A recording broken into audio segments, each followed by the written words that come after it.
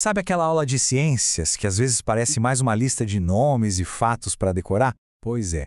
E se a gente pensasse num jeito de virar esse jogo? Hoje, vamos explorar uma abordagem que transforma estudantes em verdadeiros investigadores, mostrando como é possível construir conhecimento a partir de evidências.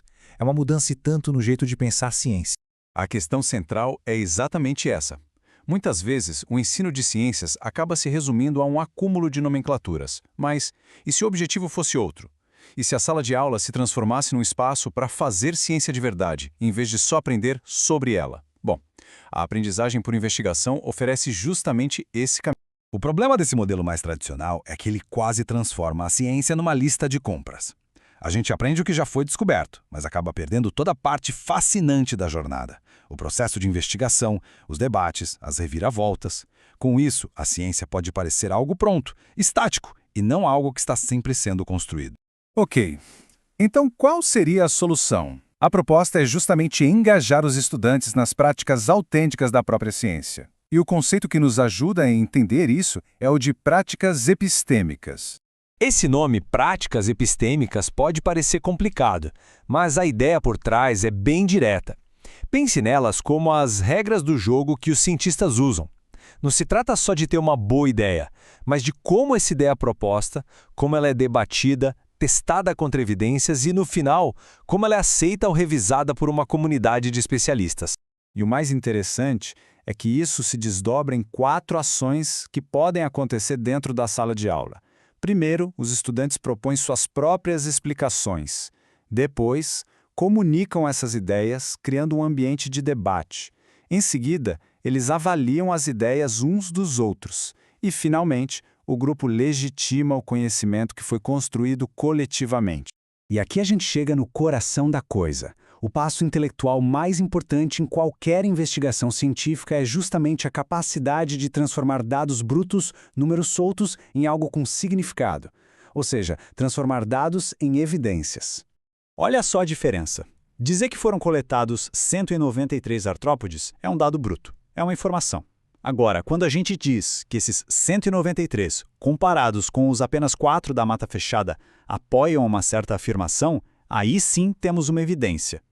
A evidência é o dado colocado num contexto, usado para construir um argumento.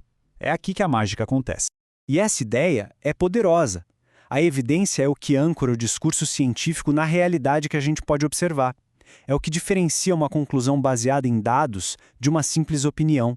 É o que permite que uma comunidade inteira possa avaliar a validade de uma afirmação. Certo, mas vamos sair um pouco da teoria. Que tal ver como tudo isso funciona num exemplo concreto? Vamos analisar uma investigação real sobre artrópodes que foi feita com uma turma do 7º ano.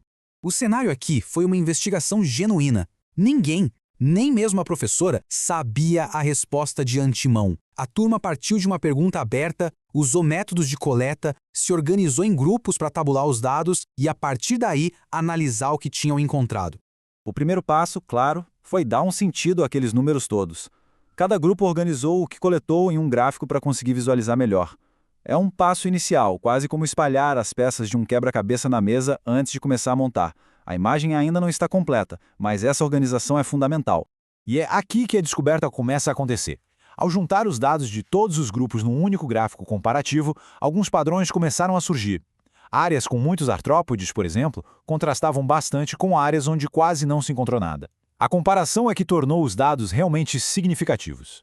E é importante frisar isso. O grande valor não estava só em fazer o gráfico. Estava na conversa científica que o gráfico tornou possível. O trabalho com os dados exigiu discussão, análise, interpretação. Foi um verdadeiro trabalho intelectual feito em conjunto. E qual foi o resultado de todo esse processo? Bom, a resposta está na construção coletiva do conhecimento, que é a etapa final e talvez a mais importante de uma investigação científica. A ciência não é uma atividade solitária, né? O conhecimento só se torna uma prática epistêmica de verdade quando ele é mergulhado em práticas sociais.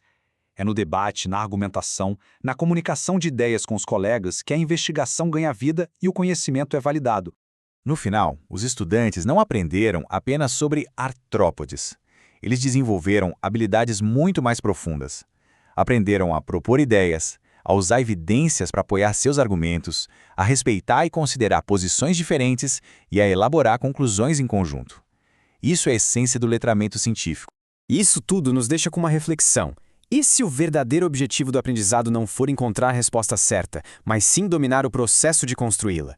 No mundo que está em constante mudança, talvez a habilidade de investigar, de questionar e de colaborar seja muito mais valiosa do que qualquer fato memorizado. Fica aí a reflexão.